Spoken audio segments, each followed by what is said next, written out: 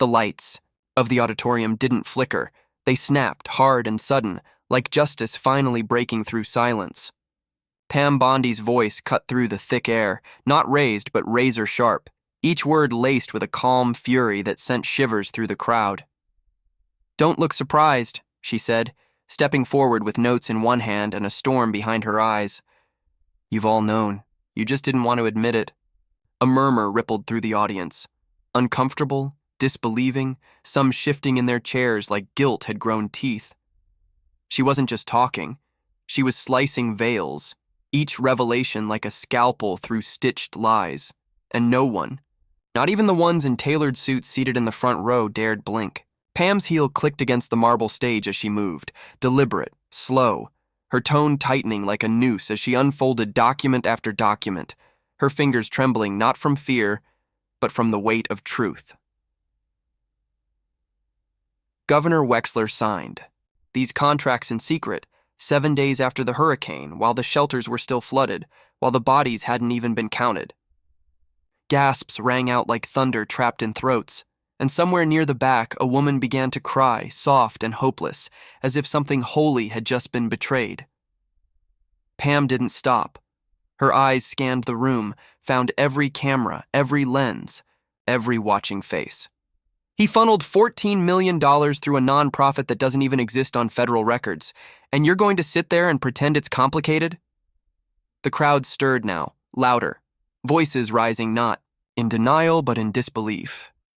The kind that comes too late, when denial finally collapses into horror. An aide from the governor's office stood up, red-faced, stammering something about misinterpretation, but Pam held up a hand, the silence that followed more violent than a slap.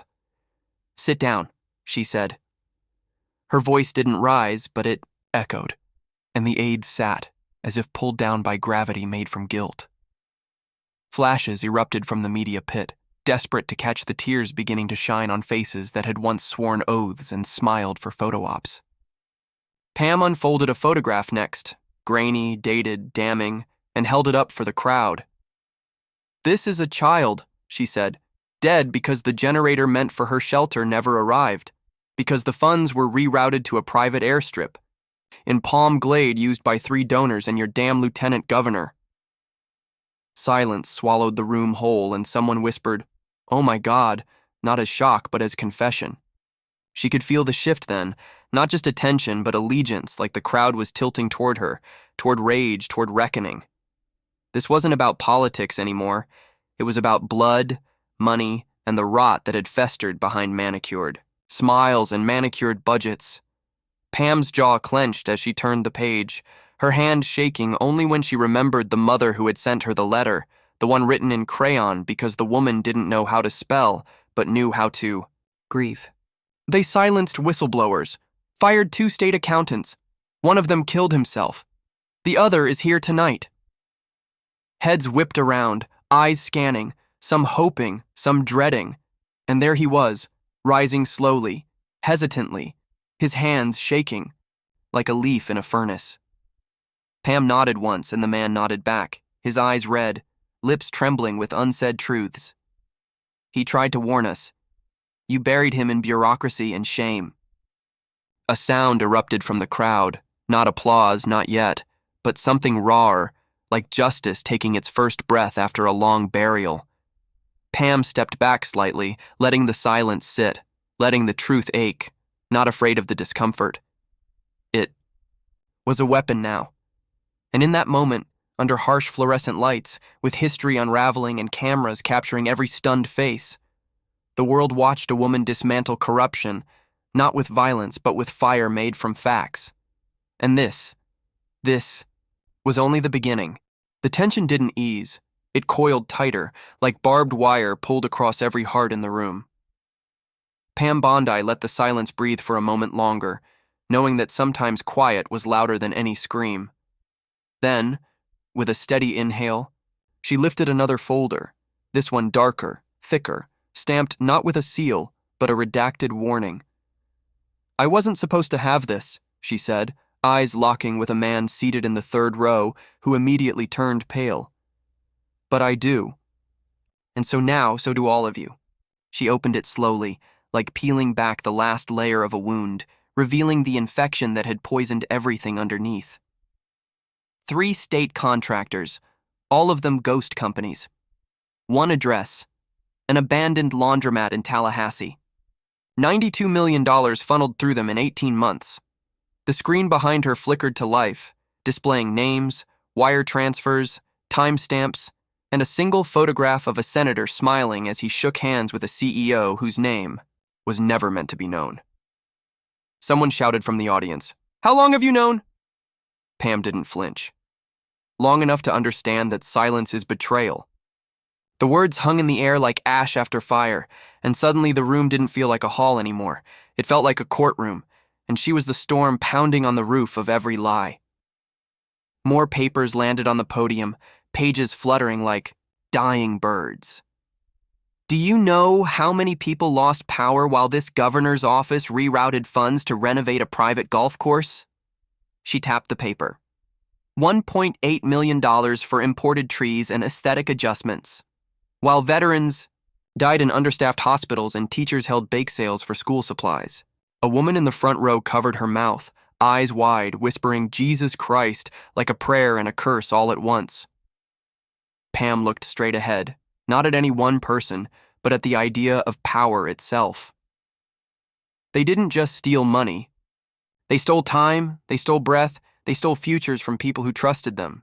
A ripple of movement surged through the officials present, phones buzzing in pockets, eyes flickering to exits, hands clenching armrests. But Pam kept going, her voice no longer trembling, but carrying the rhythm of truth like a drumbeat before a revolution. I have receipts, not just documents, video, audio, confessions. If any of you try to deny this, you're not just lying, you're complicit. Her voice rose for the first time, not yelling, but rising like a wave about to crash. This is not politics. This is survival. This is moral rot, and we either cut it out or we all decay. A screen changed again, now security footage, shaky but clear. One man dressed in a suit, exchanging a suitcase for an envelope outside. A government building after midnight. Another clip, a phone recording with a muffled voice saying, "Just get it done. Don't worry about the permits." And then a final clip, audio of a young woman tearful saying, "They told me to lie on the report. They said if I didn't, I'd lose everything." No one in the room breathed. The weight was too much. The gravity of what was happening dragged every eye to the stage and every soul to its knees. Pam didn't move. She let it sink. She let them stew in it. "This," she said, pointing to the screen, "is not a fluke. This is a system you fed, a system you ignored. And now you have to face it." Camera lights flashed again, some reporters openly weeping as their own notebooks trembled in their hands. A security guard leaned against the wall, tears silently streaming down his face, and Pam's gaze locked with his. "You're not powerless," she said, softer now. "But you have to choose. Are you protecting them, or are you protecting what's right?" Someone stood. Then another. Not officials, citizens. 1, then 5, then a dozen, all rising slowly, not in applause, but in solidarity, like bodies remembering their own dignity. Pam's eyes glistened, but her voice never wavered. "I didn't come here to be liked. I came here to tear off the mask." And with one final step forward, she whispered, "They built this on our backs. Now we rise." The room, once swollen with silence and shame, now throbbed with raw energy, a pulse of something ancient and electric. Pam Bondi could feel it humming. Under her feet, a surge building in the crowd, not of chaos, but of clarity. She reached beneath the podium and pulled out a final file, thicker, heavier, edges worn like it had been gripped in sleepless nights and clenched fists. "This isn't just a scandal," she said, voice steady but dangerous. "It's an epidemic, and I'm going to show you how deep the infection goes."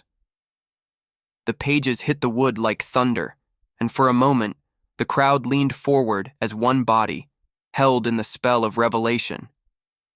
"Meet Daniel Reed," she continued, tapping a black and white photograph of a quiet-faced man in a simple shirt. "A state IT contractor. 2 years ago, he discovered a software discrepancy. Tens of thousands of erased records, including disaster relief payments and donation tracking logs. Her voice dropped lower. He tried to report it. 2 days later, he was found unconscious in his car. Officially, it was an overdose, but Daniel didn't do drugs. The screen behind her lit up with his final email, sent to a journalist that never received it, intercepted, filtered, buried. He said, and I quote, "They know I know. If I go missing, don't believe the story they give you." The audience was stone. Still. Then someone swore under their breath. Another sobbed, quietly into their scarf. Pam continued, but there was fire in her voice now, uncontained and luminous. "You think this is over? You think this is the extent? They've laundered money through fake disaster zones. They've filed emergency declarations to unlock FEMA funds for crises that never existed." She pointed to the screen again. Satellite. Footage of an untouched region falsely labeled as decimated, used to siphon over $50 million in emergency infrastructure funds.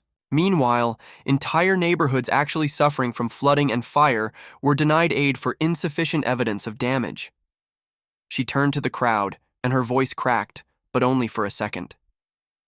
Tell that to the families still, sleeping in mold-choked trailers while these bastards vacationed in Italy on taxpayer money. The audience was no longer just an audience. It had become a jury, a witness, a fuse waiting for a spark. One man, shaking, held up his phone and began live streaming, whispering, "People need to hear this. They need to see." Pam saw him, nodded, and spoke louder, addressing not just the room, but the world. They preyed on chaos. They profited off pain. Every storm was their opportunity, every broken school a loophole. They didn't just fail us, they fed off us. Her voice hardened. And when I got too close, they tried to discredit me, called me unhinged, unstable, accused me of making it personal. She stepped forward again, her eyes blazing. It is personal, because I buried a friend who froze to death in a nursing home with no backup generator while these monsters argued over how much they could skim from the energy grant. A woman stood then, young, with shaking hands and haunted eyes. "My father was in that home," she said, loud enough for everyone to hear. Pam met her gaze, something silent and sacred passing between them. "I'm sorry," she said, and her voice almost broke. "I am so sorry." It was quiet, devastating, real, and in that second, no one could look away. It wasn't performance. It wasn't politics. It was grief weaponized by courage. Then, Pam turned back to the podium and clicked a final button. A map lit up behind her, a red web of accounts, shell companies, names, all connected, all blinking like cancer cells under an X-ray. "This is the network," she said, pointing. "These are the enablers. These are the fake board members. These are the lobbyists and legal clerks who signed the orders. This is the entire ecosystem of theft." The screen zoomed in, and with each click, names appeared, some recognizable, others not, but each tied by blood money to the same rotten heart. And at the very center, a face that made the entire room gasp. It was the governor's son. Pam didn't flinch. He was appointed as a consultant at age 23. No qualifications, but he made more in 1 year than most of you will in 10 lifetimes. The crowd erupted, not in chaos, but a rising chorus of outrage, a boiling realization that no one was clean and no one was safe unless someone stood up. Reporters sprinted to the back, fingers flying across screens, cameras shaking from trembling hands. One woman screamed, "They knew! They all knew!" Pam raised her hand, not to silence them, but to lift them. "This isn't just a reckoning," she said, voice ringing through every beam and wall. "This is a call. This is your line in the sand." Her eyes locked with every soul she could reach. "You've seen what they did. Now what are you going to do?" No one sat anymore. The entire room was on its feet, not by command, but by instinct, like something ancestral had risen from their bones and shaken them awake. Pam Bondi stood at the center of it, not triumphant, not even angry anymore, but calm, like the eye of a hurricane after the winds have laid waste to everything false.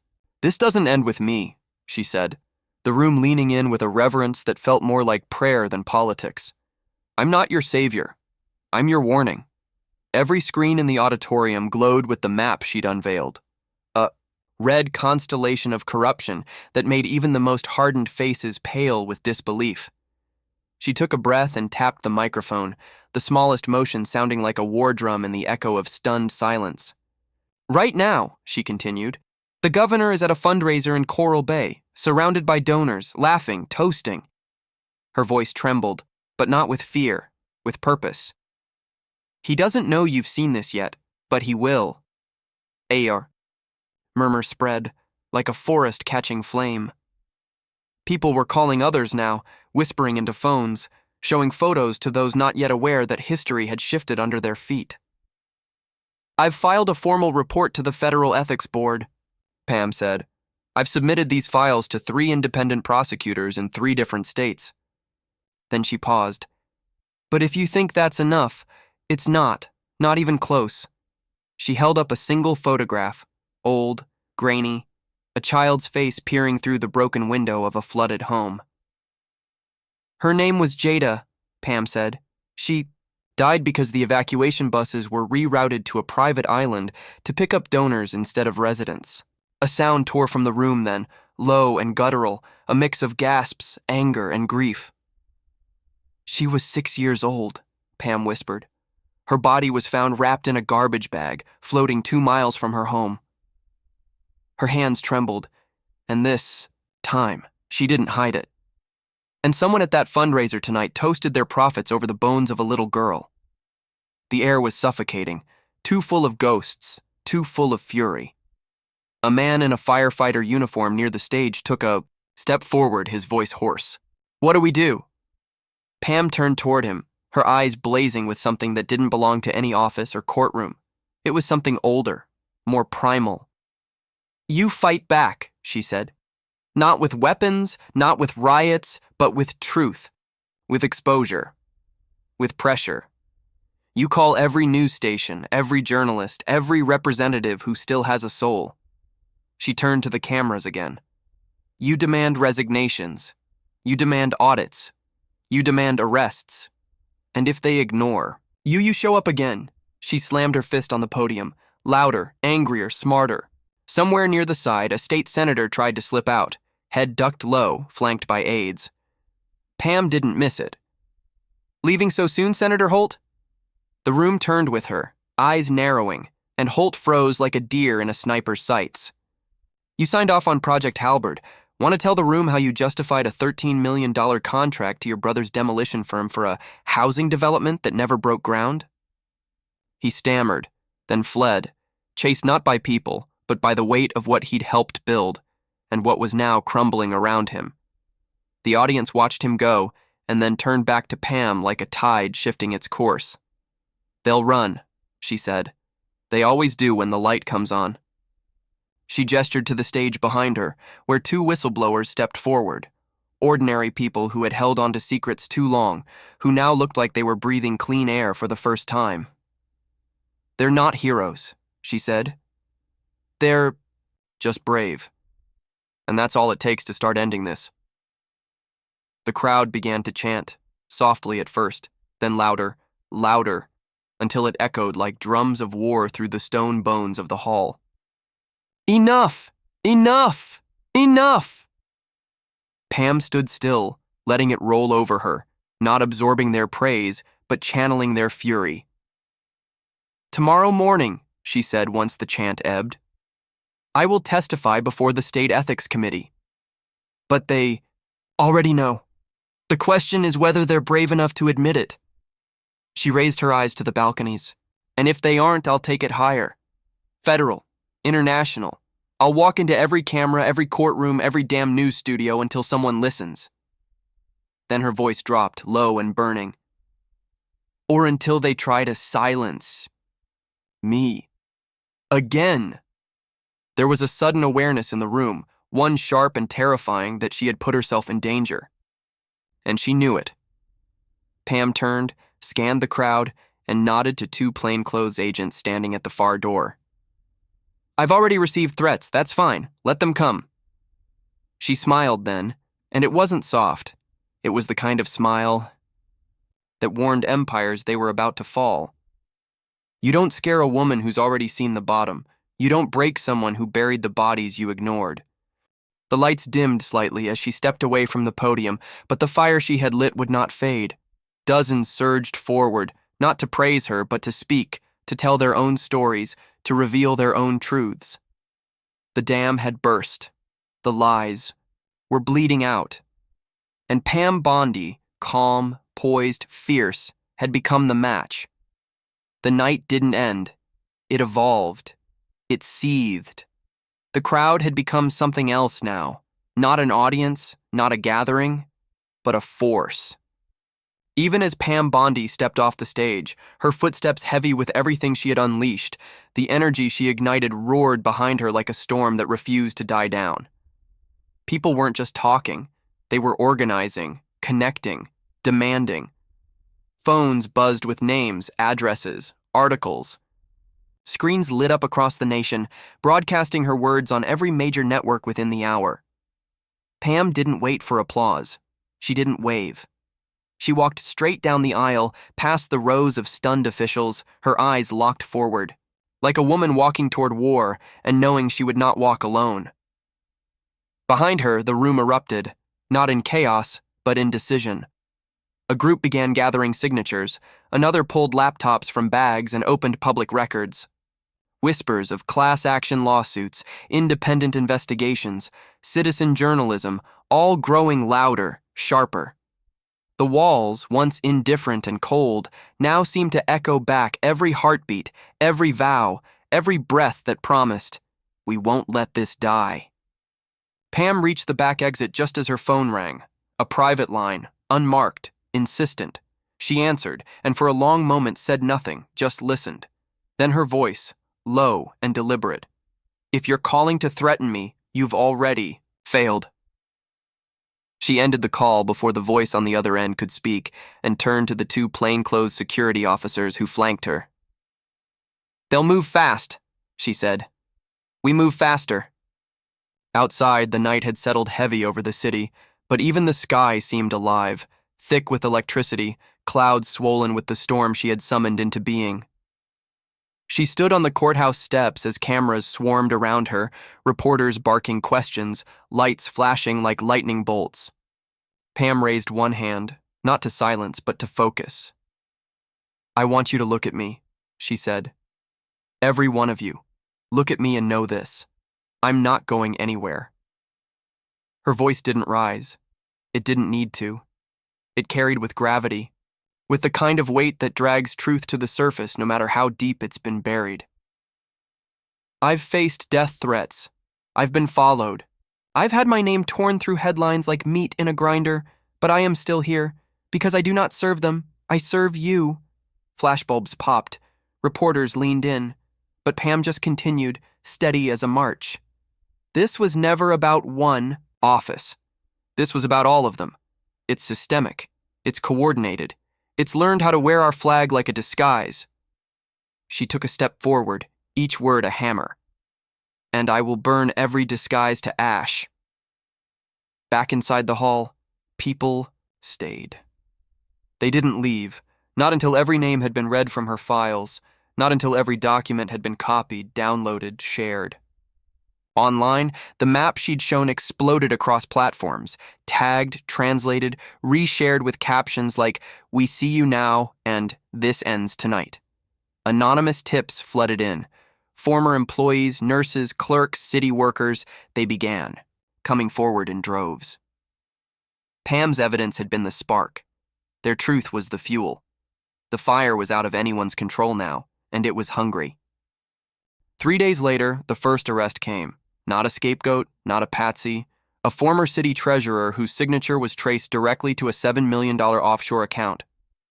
Then came the second, an energy lobbyist turned state official, caught in a leaked recording saying, "They'll never trace it back to us." But they did. Pam made sure of that. She sat with investigators. She spoke to Congress. She held town halls like courtroom sermons, each one drawing crowds too large for the Kauf venues they reserved. She didn't smile often. She didn't need to. Her presence was enough, a reckoning made flesh. The governor resigned on the 9th day. His statement was short, empty, and read with shaking hands. Pam didn't comment publicly. She didn't have to. The image of her watching his speech from a backroom monitor, arms crossed, expression stone cold and unflinching, became one of the most shared images in the country. Justice wasn't cinematic. It wasn't clean. But it was finally happening. By the 3rd week, a new state commission had been sworn in, independent, civilian-led, built from the very people who had stood in that room and witnessed her exposé. The sickness. Pam refused a nomination. She declined every offer of political office, every invitation to run. "I'm not here to sit in their chair," she said. "I'm here to tear the chair down." Months later, when the hearings aired live and the subpoenas rolled out like thunder, it wasn't just about Florida anymore. Other states looked inward. Other voices rose. Other truths clawed their way out of darkness, inspired by the tremor she'd sent through the foundations of silence. The Bondi hearings, they called them. Not a trial, not a scandal, a reckoning. And through it all, Pam remained the storm behind it. Unpaid, unbought, unbowed. Not a politician, not a martyr. Just a woman who dared to speak when everyone else had swallowed their tongue, and the world for once listened.